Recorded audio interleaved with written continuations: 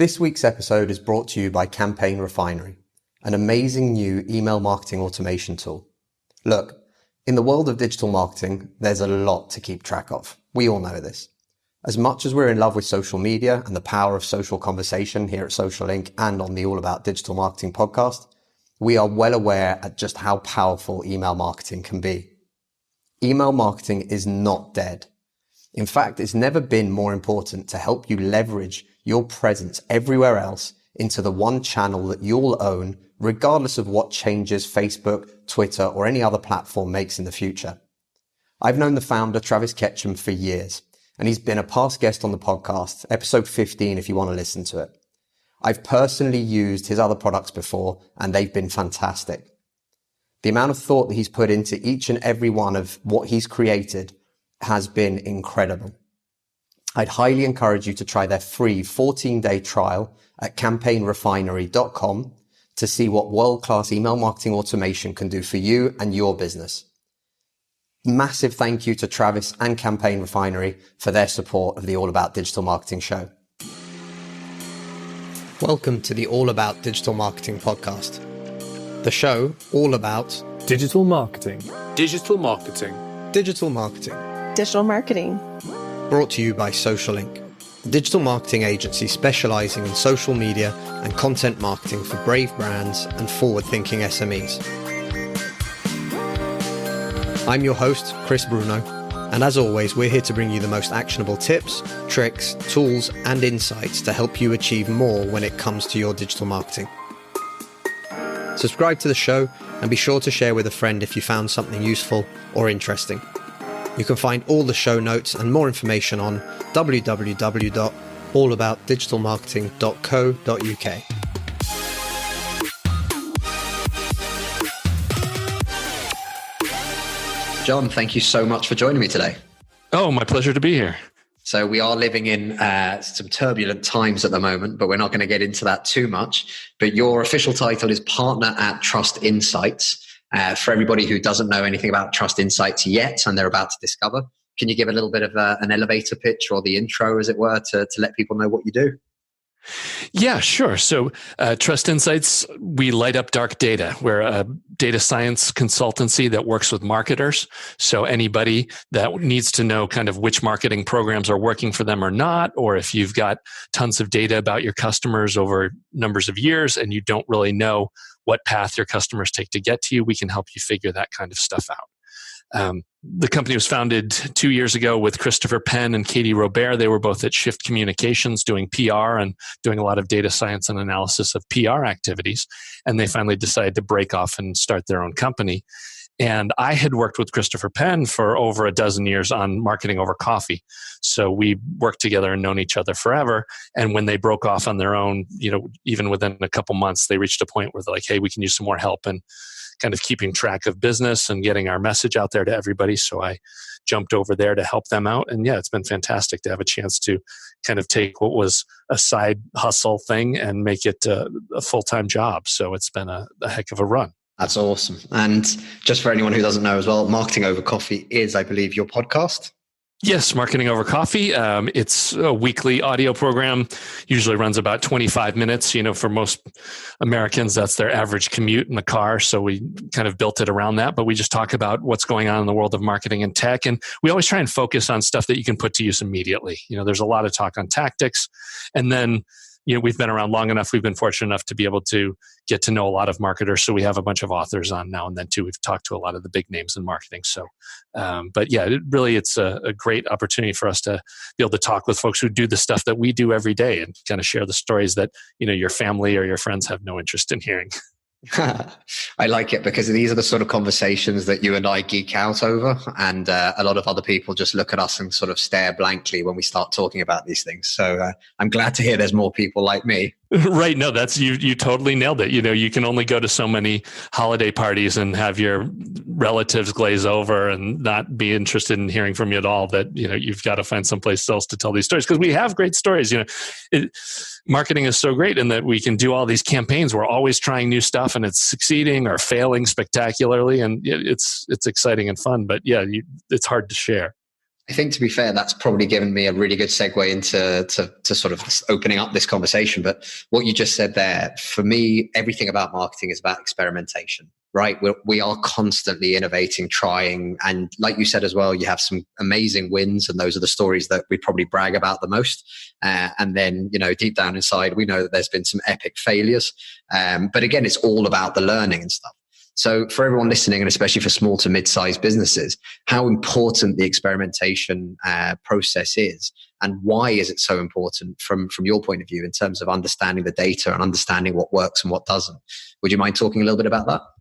Yeah, sure. I mean, especially for small to medium-sized business, a lot of times we use analogies like you're building a plane as you're falling off a cliff, or you're trying to change the wheels on the bus as you're driving.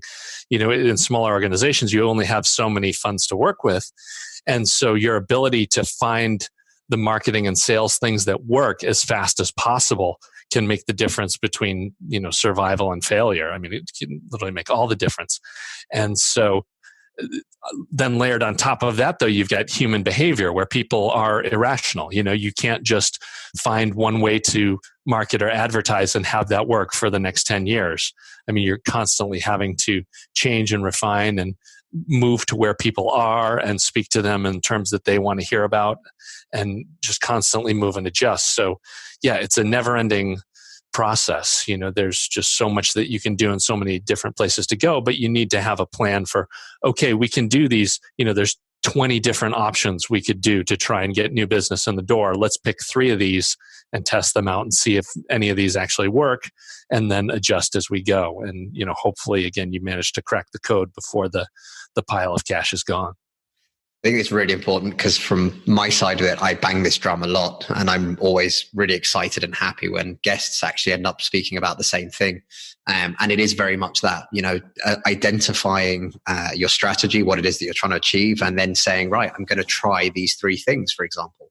And it's something that a lot of people don't necessarily do. So they'll either fixate on one thing, or because they read an article about SEO or about PPC or about social media, they just run down that deep, dark rabbit hole as fast as they can, trying to figure it out, and not necessarily remembering that the golden rule for me on digital marketing is we keep trying.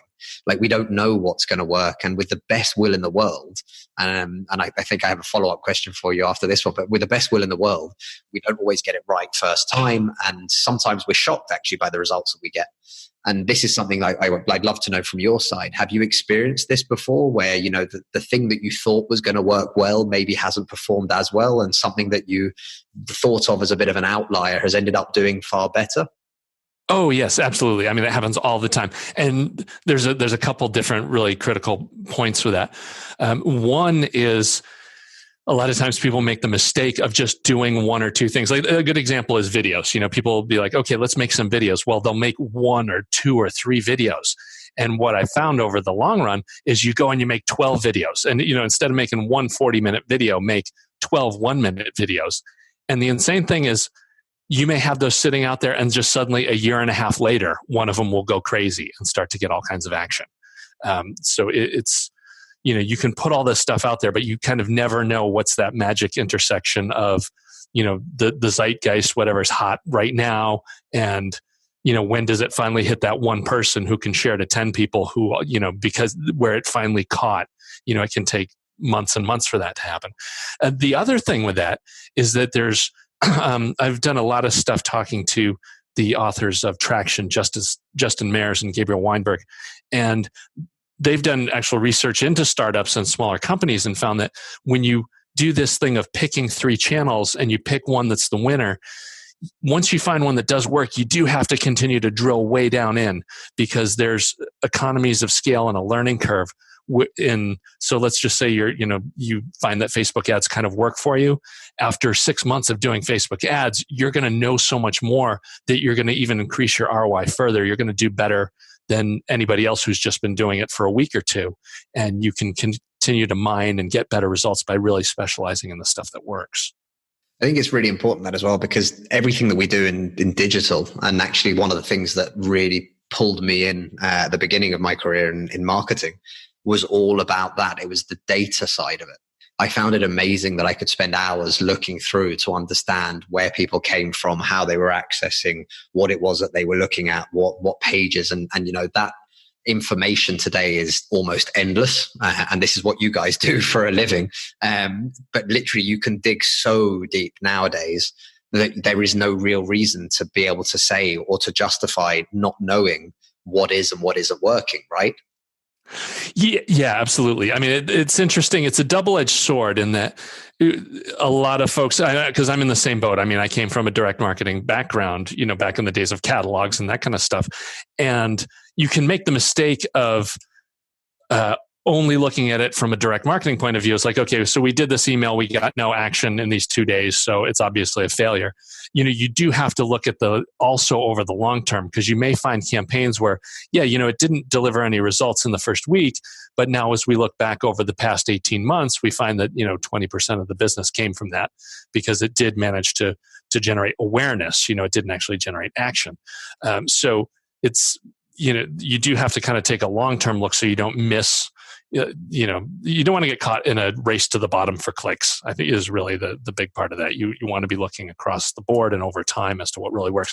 But yeah, it is just amazing how much more data there is. And like a great example of that is a lot of the stuff that goes on with web analytics, products like Lucky Orange, where you can actually watch somebody come into your website and see where they're going and, follow the user's path through.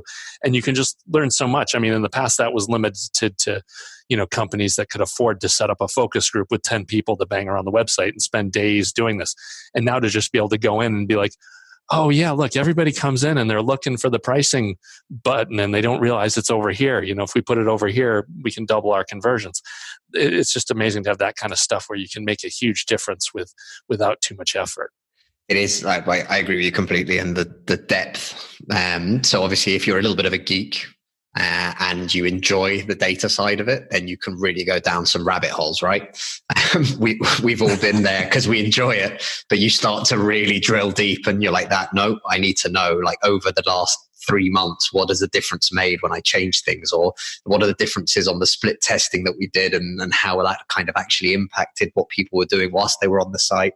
And then you go into all sorts of other, whether it be Hotjar or Kissmetrics or whatever else, and heat maps on websites. So there's a ton of information and data. But I think what's really something that's marked me, and I wondered how you found this, but when we are talking to small to mid-sized businesses, and even businesses that have got decent budgets, I always find it shocking the number of people that don't necessarily have clearly defined objectives or goals that they're trying to achieve before they set out to try different marketing channels or different marketing mediums. Is that something that you've come across?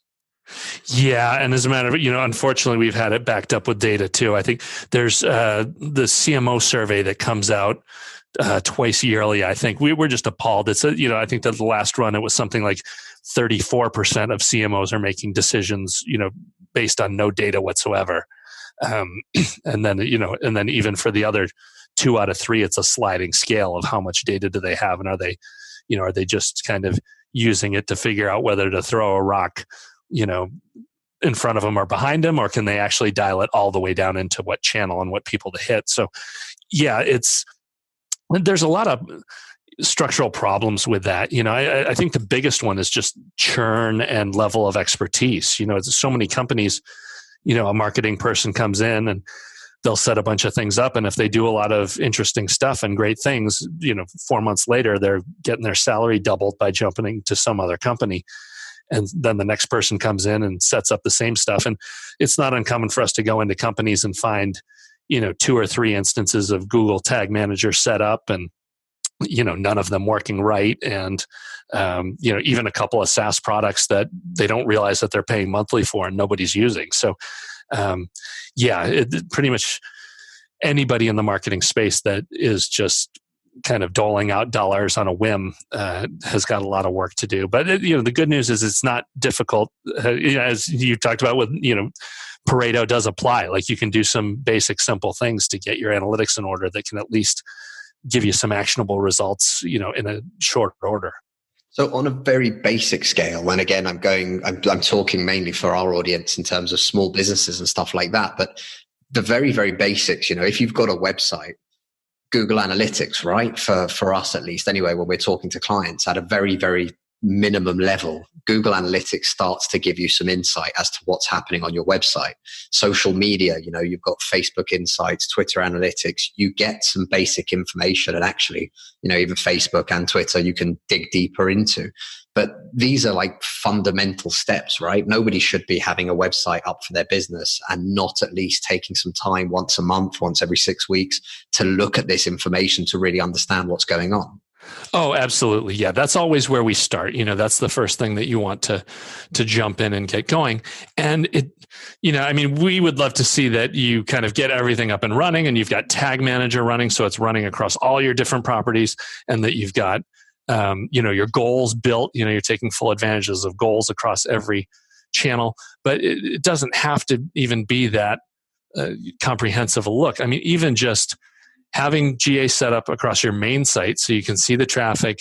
And then the big one is just learning UTM codes so that you can create trackable links in all of your programs. So it's like when you have a webinar, you don't just link back to the website, you link back to a URL that's showing you that this came from a webinar.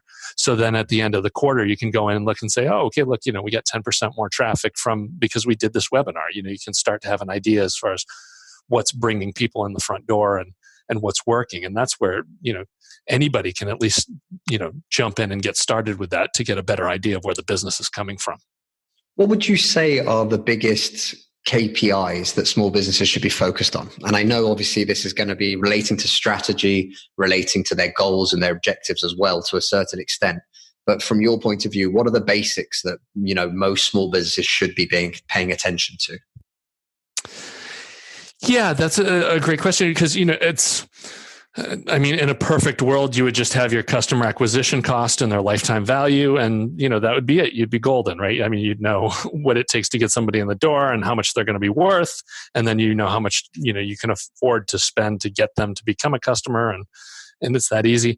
And then, of course, as you're well aware, the reality is far messier and stickier and a disaster. But I think one thing that, it's not always statistically relevant even, but it's at least a place to start is, start with a simple conversion thing. Like, it doesn't have to be how many deals have you closed for, over the last 18 months for this software product that takes, 6 or 7 months to determine. It's just like, what does it take to get somebody to the pricing page or to request a demo? And, so you've got a small place to start as far as like, okay, well, what can we try here to maybe try and double the amount of demos we're getting every month? And as time goes on, you'll be able to see better, like, okay, the demos we get from this point are better than the ones we get from here. And, we know that demos should be converting at this percentage rate or that rate. But, just trying to get as close as you can to dial into what does it take to get somebody to show up and become a prospect, and then how much more does it take to get a sale, and then what are they worth after the sale. The worth after the sale is the one that gets it gets overlooked most frequently, because, and especially in the SaaS world, that can just kill you if you're not paying attention to what the churn's like. You can be thinking that you're doing a killer job getting all these new people in the front door and not paying attention to the fact that like 80% of them are gone before 12 months. That's the kind of thing that wipes out a SaaS company. It is always interesting to me, and especially for smaller businesses, and not so much tech startups because they're more savvy, but smaller businesses that are trying to do stuff online, whether it be e-commerce or sales. The lack of understanding or knowledge in terms of what is your CPA on average, what is your lifetime value of a customer? Do people repeat buy? Is it a one-off purchase? Is it a high value? Is it a low value? And we were doing a strategy session with somebody recently in regards to what they're trying to do and what they're trying to launch. And again, we were asking this, well, what do you think the lifetime value would be? And they were like that, well, to be honest with you, right now, I haven't thought past this is the initial product.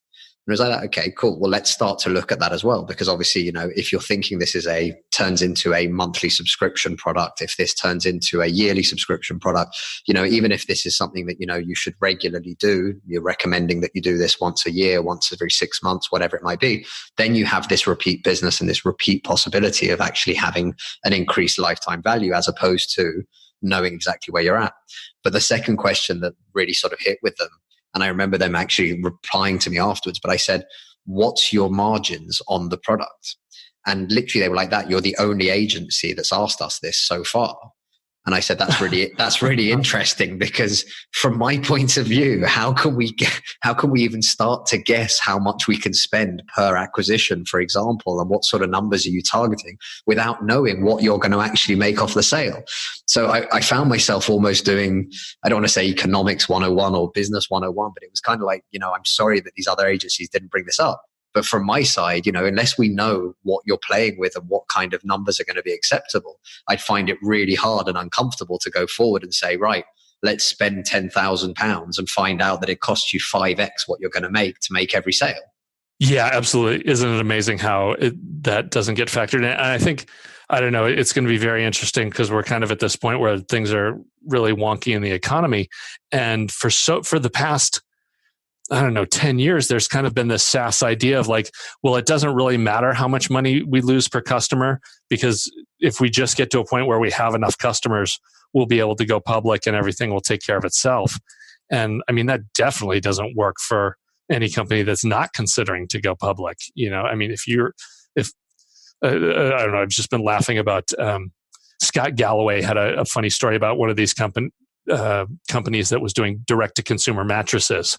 And he was looking at their strategy and he said, look, these people would have been smarter if they just put $300 in the mattress and gave them away to people for free. Like that would be a better economic model than their current business model.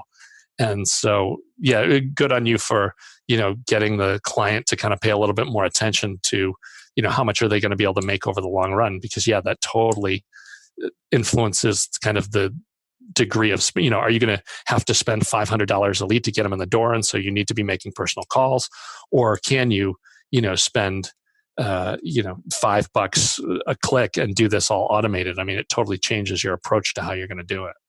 Yeah, but it's interesting because we had this conversation with Matt Ramsey, I think his name is, on a recent episode. And basically we were talking about the kind of commoditization of, they do a lot of website stuff for manufacturing and for industry-based businesses, but this commoditization of marketing as a service. And it's become, I don't want to say scary, but I've had conversations with companies where they say to me, no, we pay someone £400 a month to do our social media. What you guys are talking about is crazy money. And we've gone, fair enough. Like, we're not right for everybody. We understand that. Just out of interest, how are the results looking from your £400 a month that you're currently spending? And invariably, at that point they go, well, either one, what results? What are you talking about? Social media is just something we have to do. At which point you think, wow. Or the second one is, well, it doesn't really matter. It doesn't bother us. But you realize at that point it has zero value to them because it doesn't actually bring anything in.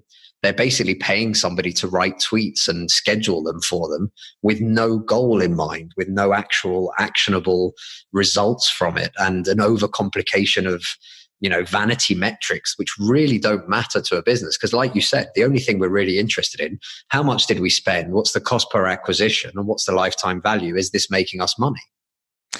Yeah, absolutely. Isn't it? And you hit it on the head with vanity metrics. Those are organizations where at some point on the line, when they started doing it, was just like, okay, how many likes did we get this week? It's that kind of mentality that then just becomes this race to the bottom where, yeah, they've got some sketchy company posting a bunch of links that they're posting the same links for their other 50 clients. And it's, just a huge waste of time for everybody. It is a shame. But right, let's get back into the geeky stuff that I enjoy as well. So in terms of, from you guys' point of view, trust insights, I'd love to know any kind of examples that you've had of this as well in terms of small to mid-sized businesses. But how can data be used to really help them to identify what's working and what's not, but more importantly, where to put their money, especially in those early days when, like you mentioned earlier, people are tight. We don't have a lot of money when it comes to small businesses. We're trying to find the best use of that cash. What are some of the key things that people can do to really kind of maximize that impact in those early stages? Yeah, for us, there's been 3 areas that we focus on with our clients that have worked for us. The most exciting and interesting one is predictive marketing, where we're taking and looking at your industry, looking at the topics you cover, and giving you a calendar of when things are actually going to peak. So a good example of that And it's funny, with so many of our clients, of course, don't want to share any of their data. We've come up with a generic data set, and we call it the cheese report that we release twice a year. And you can actually see, which weeks of the year will certain cheeses be, at their height and at their peak. So, for example, this was all new to me. I'd never heard of halloumi, which is a cheese that peaks in the summers in July and August because it's a grillable cheese. Delicious on a barbecue, John. How do you not know this yet? You've got to try that. I'm surprised that's the story, so you're ahead of the curve on that. And so that was all news to me. And of course, if you are some kind of food related industry or running a cheese shop, you would know that, okay, in April and May, we need to be doing the videos on how to grill the cheese and, do a couple blog posts on what cheeses are you going to buy this week. Hey, be sure to get your order in early for halloumi because it's halloumi season and all that kind of stuff. So Predictive is a big part of it for us because it solves just what we were talking about earlier, in that instead of just sitting there and thinking like, okay, what 5 topics should I write about this week? You actually have a graph of like, okay, well, here's the topics that are going to be hot over the next 4 months or 4 weeks. And so build your content plan around that, work around these things, and you'll be able to, just generate more organic traffic. So Predictive is a big piece of the puzzle.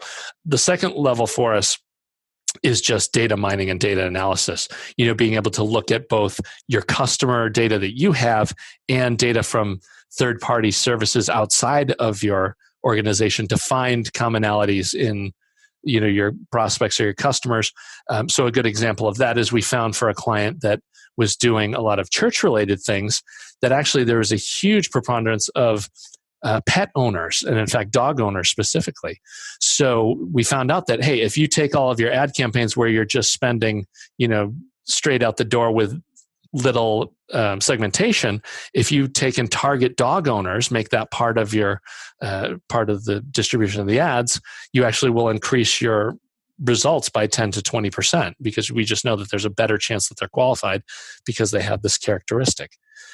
So data mining is the second part. And then what we run into with every client is they want to do some of this cool stuff. And as we dig in, we find out, just as you were talking about, well, they don't even know what the lifetime value is or what the margin is.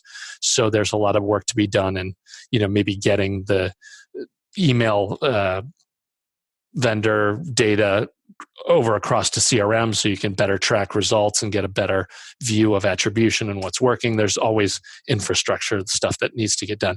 And it just makes no sense to do a lot of those projects in-house. If you were to put an IT person on it, okay, they're going to spend 2 months, building some kind of integration or getting some integration to work, and they're never going to do that again. Whereas we can come in and we've done this 10 times before. We already know where all the gotchas are and where the common problems are, and we can just get it done. So you can spend your time, creating content and doing stuff that only your team can do. And that's really where, we can help provide some benefit. There's a couple of things there that I'm going to talk about because this is something that, one, I'm always shocked about when I hear people that are doing social content creation and stuff like that is, and you mentioned it exactly, the content calendar. Now, this to me seems so obvious in the sense of you should be planning around some sort of a strategy, a plan. But even more basic than that is how many businesses seem to get caught out. And even by big holidays and things like that, big events in their industry, but they're caught out and you can see them almost scrambling to try and create content for that particular purpose. And I mean, this sounds awful, but I have spoken to companies in the first and second week of December who have spoken to me saying they need their content for Christmas. Yeah, Christmas help. Yeah. And literally you have to have that conversation going, I'd love to, but you should have called me like 8 weeks ago. Like all of our client stuff has been done for weeks now. Like we're not doing Christmas content at this point. We're now planning towards, well after the new year, what comes next, Valentine's Day, even just the big holidays and the industry specific ones afterwards that then catch people out. And you think, wow, come on guys, like this wasn't snuck up on you. It's not some kind of a random news flash that suddenly came up that you had to respond to there and then. These are things that are happening every year, year in, year out. And it's quite shocking to me still, actually. And we do have a free content calendar, which actually we've been meaning to update for 2020, but other things are happening this year. But people are still downloading the 2019 one because invariably it still has the key dates and things, but we're amazed at how many people are doing this without that. And the second thing I was going to ask you about as well, and you mentioned this earlier, people want to do the cool stuff, right? It's exciting. It sounds like fun. Let's do this really nice, like really funky, overly complicated funnel that's potentially going to go absolutely nowhere, but it sounds interesting. And I read an article about it once, therefore let's do that. But we also find on the social side, when we first start talking to a client, they'll be like that. Yep. So what we need is, and then they'll rattle off every single platform that they've ever heard of or read about, including TikTok and whatever else, because people have said to me that the attention right now on TikTok is priceless. It's well worth it, one thing or another. So we listen and we take notes and we talk, and then we say, right, cool. What are you going to put up on this stuff? What's the plan here? Because you're talking about YouTube videos. You're going to start creating. I was like, how many videos are you going to create every week, every month? Like, what's the plan here? And blogging. You want to be on Medium as well. I think that's a great idea. Awesome. Who's going to be writing all this content? And Facebook and Twitter. And what about engagement? And what about getting involved in conversations? And you start having this convo with them. And invariably, 90% of organizations realize at that point that they're biting off more than they can chew. And I think this is something that's huge. And I'd love to have your sort of side of it, especially, again, remembering our audience, small to mid-sized businesses. Focusing on a couple of channels and trying to do those as best as you can is worth 100x trying to be on all channels and realizing that you're basically failing across the full remit.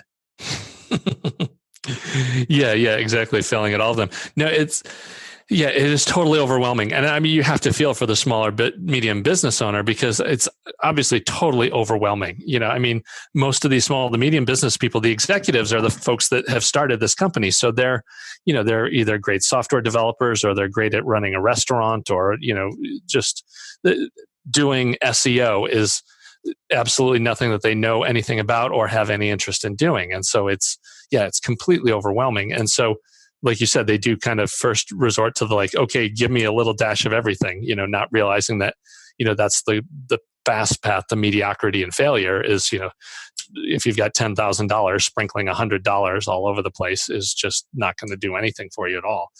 A lot of the things that we prescribe for those kinds of situations is, starting with the blog. It's an old, tired message, but it's still makes the most sense in the world. And I think actually probably it's due for an update in that we don't even have to call it blog anymore, because that makes it sound old and tired. I think it's start with your website, having great content on your website, which, oh, by the way, is probably going to look a whole lot like a blog, but we just don't have to call it a blog. And there's a couple of huge things with that. I mean, one is just the SEO value, right, is huge. There's no better ROI than getting your website right so that you can get free organic Google traffic. Like, that's going to be the best you can do as far as getting people in the front door. And then at least the benefit of that is if you do get good at posting stuff on the website, well, then that will start to translate easily across to other things. You can say, okay, so here's the 10 best blog posts. Let's make a video out of those, even if it's just somebody, kind of mostly reading the blog post and adding something to make the video a little bit more interesting. And you can bundle 3 of the best blog posts up and make that a subject of a webinar. And you can start to, and that's where I think, again, an agency or a marketing professional that has kind of been around the block a few times is the fact that you can repurpose all the content. You don't have to be doing blog posts and making some videos that are totally unrelated to that and doing a webinar that has nothing to do with it either. It's, you start with the blog post on it to generate the webinar, which then gives you the video. And you're only doing kind of the grinding of the thing out. You're not recreating content every step of the way, fresh stuff. And again, that totally meshes in with the SEO efforts too, of what we usually see. If you take one piece of content and you put it up on your website and then keep going back to it every quarter, updating it, keeping it current, those are the kinds of pages that suddenly, when you look 2 or 3 years down the line, you're getting 10 to 20% of your website to these couple pages just because they're the go-to resources. It's really interesting that you said it as well, because it's this effort that goes in to get you somewhere, and it's not today. It might not be tomorrow. In fact, realistically, it's definitely not going to be tomorrow. But when it comes to stuff like the SEO, or whether it be sort of more generic brand awareness. You know, you were talking about those direct marketing campaigns that don't necessarily have that impact there and then, but actually invariably further down the route, you see that those things are what helped you pick up people. But the SEO, and this reminds me again, we were talking about PPC the other day, and I can't remember the name of the guest, and I apologize in advance for that. But we were talking about that, and when we were talking about it, the thing that really came from it, everything, people want basically a really fast results. And we go back to this commoditization of the marketing services that people offer. And they're like that, well, you know, there's this company that's advertising one funnel that will change my business and make me thousands of dollars whilst I sleep. And invariably I'm sat there going, cool. Like, I really hope it works. Genuinely, I do, because I want you to find success. And I'd be more than happy for you to ring me up and tell me that you bought this one funnel and it all worked magically. I was like, I don't believe in it personally, but again, good luck and we'll see how it works. And I think that's one of the big things where people don't necessarily realize doing stuff today is going to have ripple effects, not just for today, not just for tomorrow, but potentially years down the line. You know, content today we get to host, and this is the beautiful thing about nowadays as well. When I first started the agency, Social Inc., it was in 2008. So when we had clients that did do video stuff, we were getting stuff like premium Vimeo accounts to be able to host it, or Wistia to try and host all this kind of content, to then be able to share it on their website and things like that. So you started to build up costs, not to mention we owned camera equipment that cost a small fortune.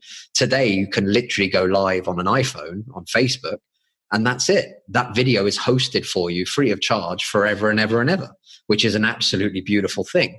But people don't necessarily realize the long-term benefits. And how is this something that you help people to understand? You know, what you do today could have impacts 6 months, a year, 2 years down the line, as opposed to, you know, the people that are chasing those quick wins. Yeah, that's a huge challenge. And ultimately that comes to your alignment with the top management or whoever is, you know, kind of making all the marketing decisions. Because yeah, they tend to fall into two camps. There's the people who think, oh, well, we can just throw some money at this. I had a CEO once say to me, you know, what I really want to do is spend $1 and get $2. And I mean, I had to say, well, yeah, so would everyone else on earth like that to be, you know, any place where you could show up and give them $5 and get 10, like, yeah, that's unfortunately things usually don't work that way. It's just the reality. And yeah, like we've seen it with, you know, we've been doing the podcast for 12 years and more than half the business that we get from Trust Insights are people who know us from the podcast. You know, they trust us because they've heard us before. But, you know, you can't replicate that. You know, nobody's going to be able to just start up a podcast for you and be able to double the amount of leads you're going to get over the next month. So, yeah, unfortunately, it's just, you know, you kind of need to find people that understand. And we're seeing a similar thing now, like during economic downturn, right? There's two kinds of organizations. You're going to find the ones that are just going to slash and burn and hope that they survive. And then there's going to be organizations that, you know, are going to use this as an opportunity to get the best deals that they can get. You know, they're still going to keep their media presence, but they're going to work with their sales rep and they'll probably be paying a whole lot less because the sales rep is willing to take anything because things are so bad. And then they're going to be investing in their people. You know, you've got downtime. So now we can do that training that we've been putting off for years. And you can hire away talent too. You know, there's going to be talent that gets laid off because the companies that, you know, didn't put aside a war chest aren't going to be able to hang on to them. And so, yeah, it's kind of it's a long-term, short-term frame of mind. And yeah, unfortunately, it can be a real challenge. It's kind of a roll of the dice. You know, unfortunately, there's no way you can't segment your AdWords on long-term thinkers versus short-term thinkers. It's just a matter of going on enough dates and finding the right people to get married to. You know, but again, over the long run, that's the great thing. And I'm sure you've already seen this too, because you've been in business long enough that you find those magical clients that you can actually talk honestly with, and they, you know, are rational with their decision making, and they're good clients to have because they're looking at the long term and they know it's going to pay off eventually. I talk about this quite often, but I started sort of segmenting my clients, and I started labeling bad profits on certain clients because they might pay well, they might pay on time, everything else. but they were just hard work because they didn't want to listen, because they wouldn't buy into what we were trying to help them with. They'd fight us on certain things that we'd have to fight back to try and help explain. And invariably, we'd make money, which is fine. And when you're starting out in business, you think that's the key metric, right? You need revenue because you're new, you don't have any. And if you don't get some, then, you're not going to be in business very long. And it was probably about 4 or 5 years ago. And I was like, I'm out. I don't want any more bad profits. I'd rather go bust because I don't have anyone to work with than working with people that just constantly make your life a misery. But not only that, they fight you on things that basically end up hurting their business as much, if not more, than it hurts my business. And it was something that was really kind of like a click moment for me in terms of when you find those legendary clients, those magical clients, and we've worked with certain businesses since 2012, 2011, and we're still working with them today. But when they ask us about something, they don't fight us when we come back with a solution or a proposed plan. They know with confidence that they can trust us in the sense of, yeah, okay, if you say this is the way to do it and that's the price, then, we're not looking for a new partner. We're not going to try and save 5% or 10% somewhere else. We just want to get this done in the way that we were hoping to do. And if you come up with a solution for that, then let's make this happen. And I think that's the golden thing, right? When you're starting out in a business, to try and identify what those things are. And I'm not sure how you guys have found this with trust, but I talked about the 80-20 rule the other day on the podcast, something that's so basic, but 80% of your revenue comes probably from 20% of your clients. But at the same time, 80% of your problems and your issues and the stress probably also comes from a different 20% of those clients as well. Oh yeah, absolutely. And so in the type of work that we do, you even feel that in your gut. If you are just smart enough to once a year sit down and go down your list, you're going to be like, oh, wait a minute, we're making this from these people, and I'm feeling pain from this every week. Like, it's totally obvious for that. We do see similar stuff with larger mid-sized companies that have support organizations. Every once in a while you run these reports and you see that, and this is like classic dark data for us. We go in and we can say to somebody, look at this. Did you know that, 5% of your customers are making up 90% of the support calls that go over an hour, and suddenly you find out that, like, by, jettisoning 5% of your customer base, you can increase your total profitability by 10 or 20%, just some insane numbers. And it even comes to the point where, there's some customers where you're willing to send them a gift certificate to the competition to make them go away because that you're, delivering a fun package to your competitor. But yeah, I haven't heard that before, but that's blinding. I love that as an idea. Oh yeah. No, there are, and we all know these people. It's a very, very bizarre organizational behavior thing of, like, once an organization gets to a certain size, like, there's people in the org that are just doing things to justify their being there. So they'll stay on the phone forever and do all kinds of crazy things that have no business impact, but end up being an expense for you. And so, yeah, being able to, we've seen tons of crazy stories like that of, people dropping a third of their customers and increasing their profitability 80%, things like that, where, you just kind of take some time to do some alignment. And that goes big to what you were talking about, profitability and lifetime value. Every once in a while you find that there's these customers that, like, they're paying their bills every week and maybe they're not at the top of the payment plan. But then suddenly as you dig in and you look, you're like, well, they actually never upgrade on anything. And, oh, by the way, they are, we're having to babysit them every month with all this custom work. And you just realize that, everybody's better off if they get thrown overboard. It's that moment when you realize you'll go bust because you're working very, very hard for the wrong people. It's a tough lesson to learn. Oh yeah, well, especially like in down cycles where you kind of get in this mentality of, okay, we'll just take any business that comes through the door, and that can actually kill you. If you end up getting 4 or 5 clients that are just a ton of pain, and that stops you from being able to do prospecting and trying to upgrade them all the time. Yeah, you can basically be kind of lighting your rescue boat on fire.